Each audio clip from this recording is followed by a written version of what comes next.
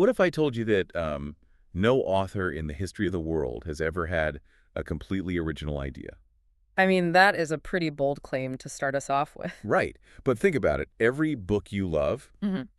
every movie that has ever moved you, it's actually just a brilliant, highly structured mashup of dead people's thoughts. It's true, and though we do love to hold on to that classic, deeply romantic image of the great author, the one sitting alone in a dimly lit cabin. Exactly, staring at a blank piece of paper. And suddenly, out of absolutely nowhere, a stroke of pure genius strikes. Right, and they supposedly create an entire universe completely from scratch, but it's really just a comforting myth. The idea of the solitary genius conjuring brilliance out of nothing. Because that isolated cabin doesn't actually exist, No, right? it doesn't. Every cabin has windows, and every author is looking out of them. Welcome to our deep dive. Mm. Our mission today is to entirely change how you read books, watch movies, and honestly, even how you scroll through social media. Yes, we are exploring a really fascinating literary concept called intertextuality. And to do this, we're using a comprehensive academic framework developed by Dr. Jasvant Rathod. It's specifically tailored for the Indian graduate context, but it holds massive, massive implications for anyone who consumes media anywhere in the world. Absolutely anywhere. Okay, let's unpack this. What exactly is happening under the hood when we read a text? Well, to put it in the simplest terms, intertextuality posits that absolutely no text is self-contained. It is just impossible. Nothing exists in a vacuum. Exactly. Every single literary work is actually a site of intersection. It's like a busy crossroads where various cultural, historical, and linguistic threads constantly meet, clash, and merge. So the author in that dimly lit cabin isn't creating from nothing. No, their brain is acting more like a processor for everything they've ever read, seen, or experienced. So as a reader, you aren't just absorbing a single isolated story, you are stepping into a massive web. And that web has a very specific architecture. Yeah. This actually goes back to a foundational theory developed in the late 1960s by a theorist named Julia Kristeva. Oh, right. She's the one who combined those two big linguistic concepts. Yeah, she took two incredibly dense academic ideas and just smashed them together. First, she looked at the linguist Ferdinand de Saussure, Right. and he essentially argued that language is just a massive system of differences. Like, a word only has meaning because of its relationship to other words. It's defined by what it isn't. Exactly. Then she looked at Mikhail Bakhtin, who believed that all human communication is essentially a dialogue. Every sentence you speak is a response to something said before it. So synthesizing those two ideas means that nothing stands alone. Words only work in a network, and stories only work in a dialogue. Right, which led Kristeva to her famous conclusion. She said, every text is fundamentally a mosaic of quotations. It is an absorption and transformation of other works. A mosaic of quotations. I just love visualizing it that way. It's a great image, isn't it? It really makes me think of building with Lego blocks. I mean, an author doesn't chemically engineer the plastic bricks themselves. No, of course not. The originality, the actual genius of storytelling, lies in how they creatively rearrange those pre-existing brightly colored blocks into a totally new shape. That Lego analogy is incredibly precise because it highlights the mechanical nature of building a narrative. A writer is always, inevitably, a reader first. Right, they're just playing with the same bucket of Legos we all share. And to really illustrate how this fundamentally changes the act of reading, Dr. Rathod uses this striking metaphor from Homer's ancient epic, the Odyssey. Well, this is the part about the underworld, right? Yes, exactly. In the story, Odysseus travels down to the underworld, the land of the dead, and he meets the blind prophet Tiresias. Who recognizes him instantly. Right. Despite being physically blind, Tiresias immediately recognizes Odysseus. The reason he can do this is that the gods allowed him to retain his memory in the afterlife. But the tragedy of that scene is what happens right after. Yeah. Odysseus comes across his own mother, Anticlea, in the underworld. And Anticlea, unlike the prophet, has been entirely drained of her memories. Because she lacks that memory of her past life, she looks right at her own flesh and blood son and completely fails to recognize him. She just sees a shape. Okay, so mapping that onto us as readers today, how does that change our experience? Well, Dr. Rathod uses this to explain the concept of literary memory. If you pick up a book and you have absolutely no knowledge of the sources, the cultural codes, or the older Lego blocks the author is using. You were reading like Anticlea. Exactly. You only see the absolute surface of the text. You see a plastic brick, but you don't realize it used to be part of a pirate ship. That makes so much sense. But an informed reader, someone who is actively engaging in intertextuality, reads like Tiresias. Yeah. You might not see a direct citation on the page, but your inner vision, powered by your memory, allows you to link the current work to its hidden lineage. So sight without memory is essentially blind. Yes. True reading requires placing what is in front of you alongside what has already been. But if meaning is so dependent on the reader having the right memories to recognize these hidden Lego blocks, an author can't just leave it to chance, right? No, they have to use specific triggers. So what does this mean for our actual reading experience? Like, do we have to catch every single hidden reference to understand a story? Because, frankly, needing a master's degree to read a novel sounds exhausting. Oh, not at all. Scholars actually classify these intertextual relationships into a hierarchy. It helps us weigh how important a reference actually is. Okay, that's a relief. The most intense level is what we call obligatory intertextuality. Obligatory meaning if you don't see the underlying Lego blocks, the castle just falls apart. Precisely. This happens when a writer intentionally grafts their new work, which we call the hypertext, directly onto the foundation of an older work, the hypotext. So if you don't know the older work, Your understanding of the new one is fundamentally broken. the source material gives a brilliant example of this. Tom Stoppard's play, Rosencrantz and Guildenstern, are dead. Oh, it's the perfect example. If you walk into that theater without being familiar with Shakespeare's Hamlet, you are going to be completely lost. Completely. Because Stoppard takes two very minor, completely expendable characters from Hamlet and makes them the stars of his play, while the actual famous plot of Hamlet just happens offstage in the background. And think about the mechanics of that choice. The audience already knows from Shakespeare that Rosencrantz and Guildenstern are doomed to die. Right. By focusing on them, Stoppard creates an incredibly thick atmosphere of existential dread. Yeah, the whole play is essentially a waiting room for a death the audience already knows is coming. If you don't have the memory of Hamlet in your head, that dread completely flies over your head. You're just watching two guys flip coins on stage.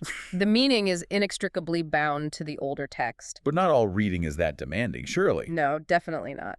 The next level down is optional intertextuality. This is less about basic comprehension and much more about rewarding the erudite reader. So it's a bonus. Exactly. It's an intentional nod or a wink from the author that adds flavor, but isn't structurally necessary. This is where the Lego blocks become really fun to spot. Like reading J.K. Rowling's Harry Potter series and noticing the structural parallels to J.R. Tolkien's The Lord of the Rings. Yes, the classic fantasy parallels. You've got the innocent young protagonist carrying a massive burden, the central quest to destroy a dark, powerful object that corrupts the soul. And of course, the aging, bearded wizard mentor who occasionally disappears. Dumbledore and Gandalf. Exactly. You don't need to have read Tolkien to understand why Harry is fighting Voldemort. But if you have, it completely shifts your appreciation of how Rowling is playing with the established conventions of the fantasy genre. Absolutely. And taking that a step further, we arrive at a purely reader-centric model, accidental or latent intertextuality. Accidental. How does that work? Well, this is where the theory gets highly personal. Meaning isn't just a fixed point delivered by the author on a silver platter. It is a messy web of relations. Oh, I see. You, the listener, bring your own unique memories, your specific cultural codes, and your personal traumas to a text. You might make a profound connection between two works that the author never, ever intended. Oh. Furthermore, latent intertextuality suggests that authors themselves subconsciously repeat cultural norms and linguistic patterns without realizing it. Okay, I have to push back here for a second. If every author is just subconsciously or consciously rearranging Lego blocks, and every new story is just an echo of an older text, where's the line between intertextuality and just plain plagiarism? That is a very fair question. Because it sounds like nobody is actually creating anything. It is a vital ethical distinction, actually, and it comes down to the mechanics of intention.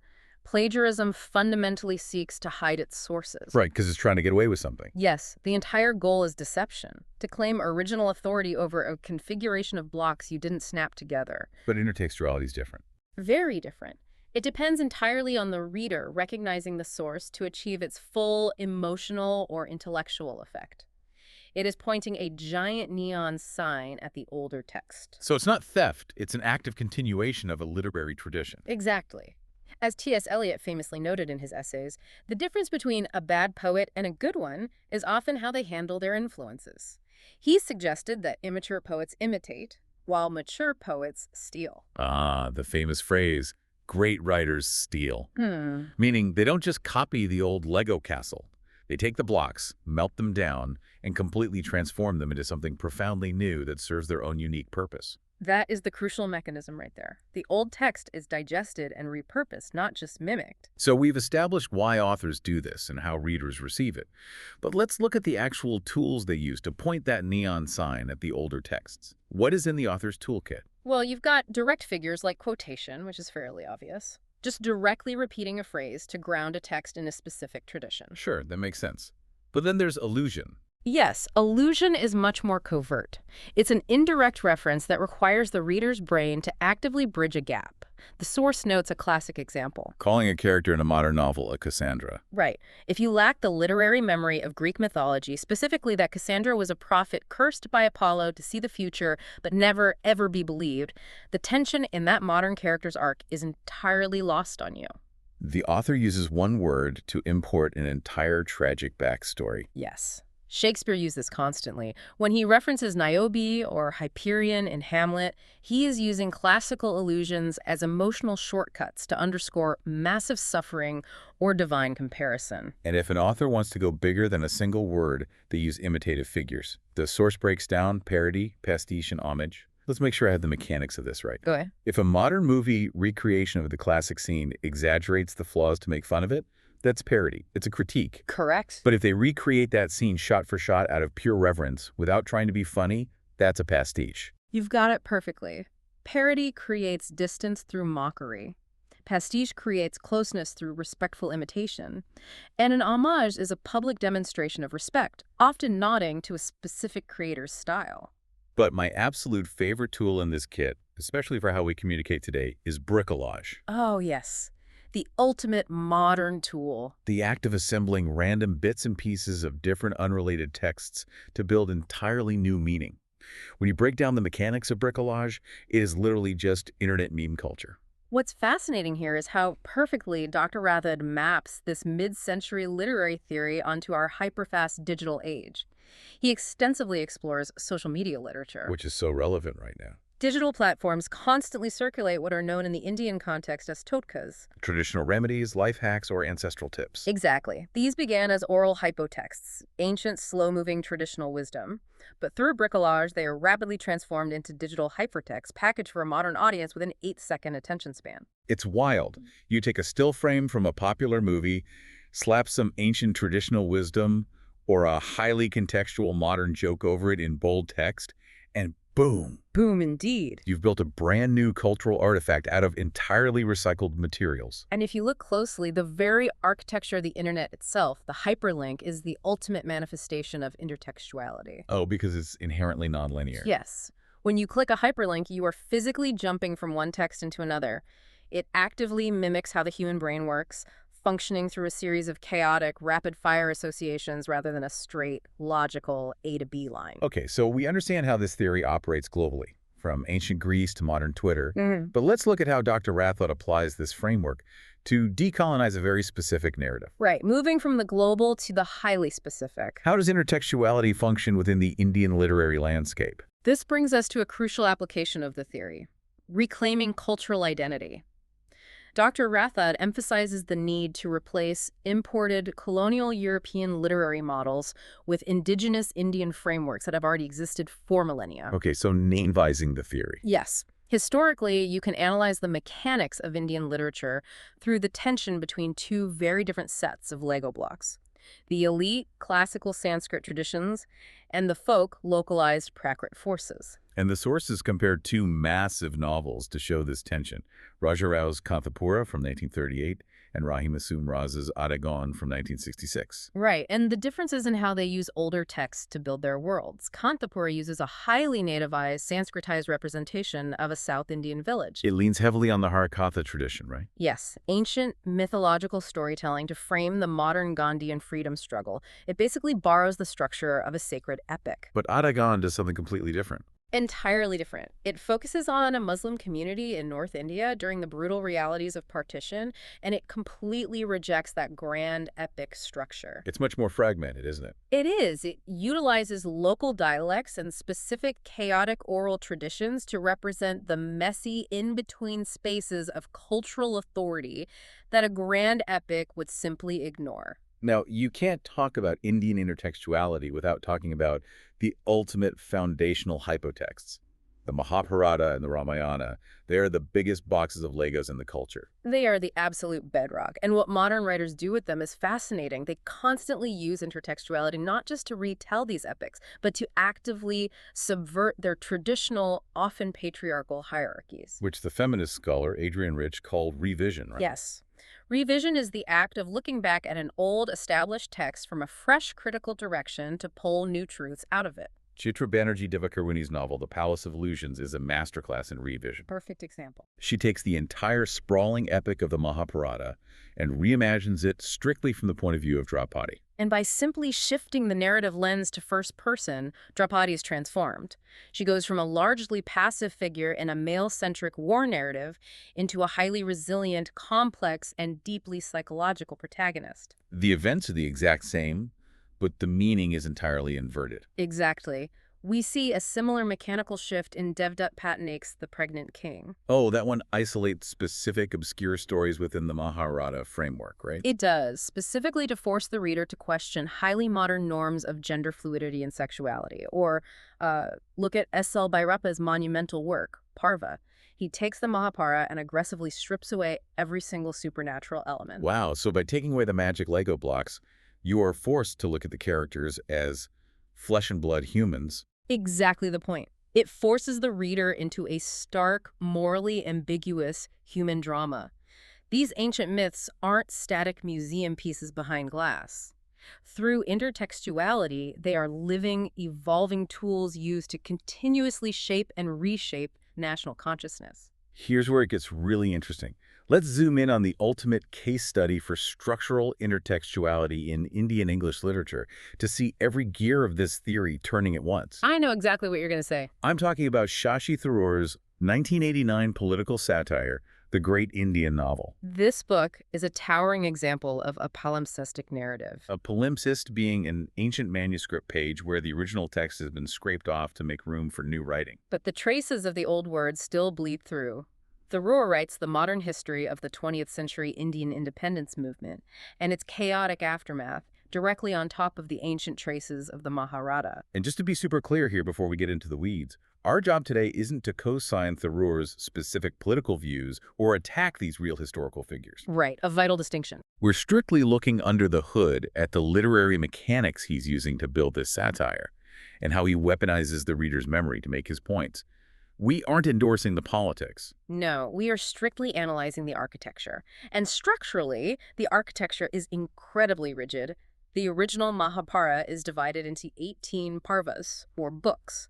So Tharoor strictly divides his novel into 18 books. Mechanically forcing the reader to view modern history not as a straight line of progress, but as a mythical cycle. And then the friction really starts when he maps historical figures onto the mythological characters. He maps Mahatma Gandhi onto the character of Bhishma. Why is that effective? Well, because Bhishma is the revered, celibate patriarch of the epic who takes a terrible vow that ultimately traps him and causes massive bloodshed. So by mapping Gandhi here, Tharoor uses the reader's cultural reverence for the grandfather figure to simultaneously elevate Gandhi's saintliness, while ruthlessly critiquing how his stubborn idealism actively harmed the people around him. Yes, the intertextuality does the heavy lifting of the critique. He then maps the first Prime Minister, Jawaharlal Nehru, onto the blind king Dhritarashtra. Oh, so the physical blindness of the ancient king is repurposed. Exactly, as a powerful metaphor for Nehru's post-independence political blindness.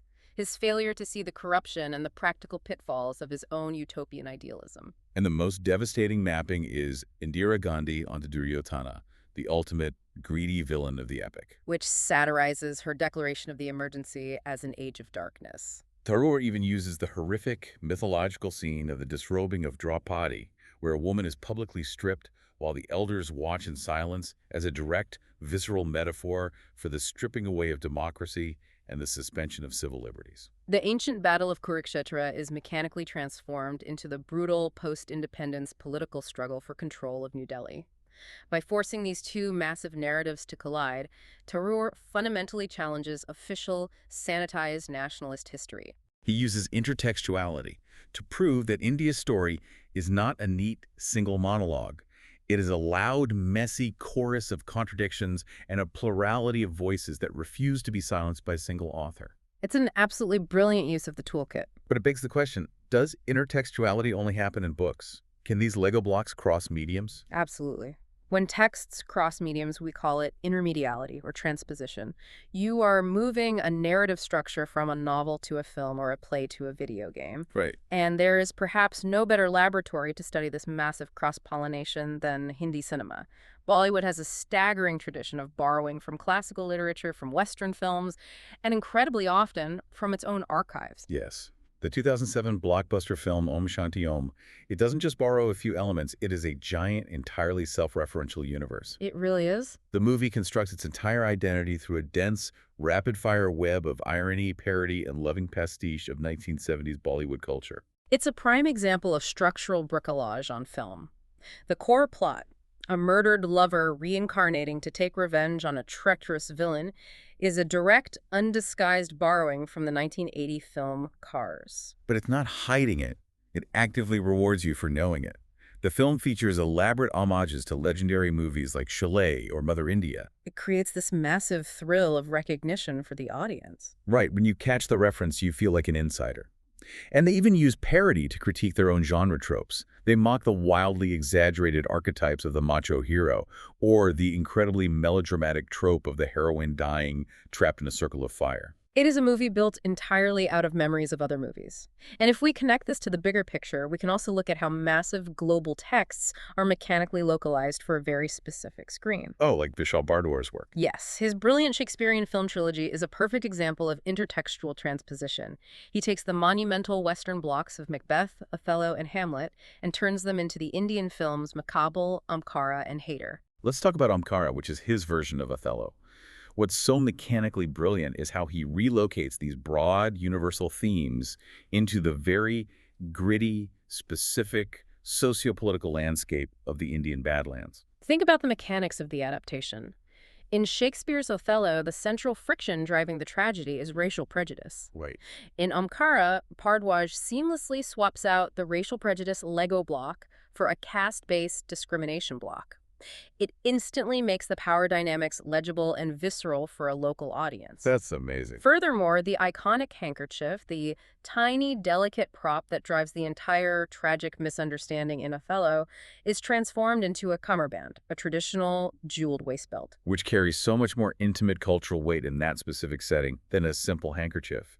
It's a brilliant swap. He localizes a global classic to make it deeply, profoundly resonant without losing the underlying architecture of the tragedy. Exactly. The structure remains, but the materials used to build it are distinctly local. Okay, we have covered a massive amount of ground today, from ancient blind Greek prophets to Bollywood waist belts.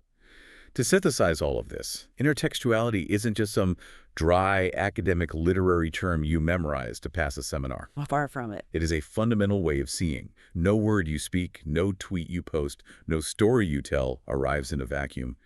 It carries the heavy, invisible traces of every single context in which it has ever been used before. That is the core takeaway.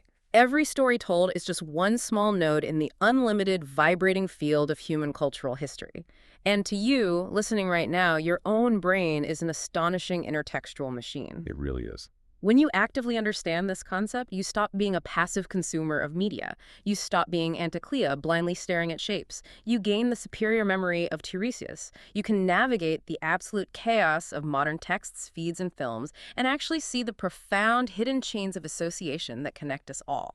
Which leaves us with one final, incredibly modern thought for you to ponder. Okay, lay it on us. If every human text is fundamentally just a mosaic of older texts, if we are all just constantly rearranging the historical Lego blocks left behind by the people before us, what happens right now, today, as artificial intelligence models are actively training on the entirety of human history to generate quote-unquote new content at light speed. Wow. Are Yes. we entering an era of automated, frictionless intertextuality?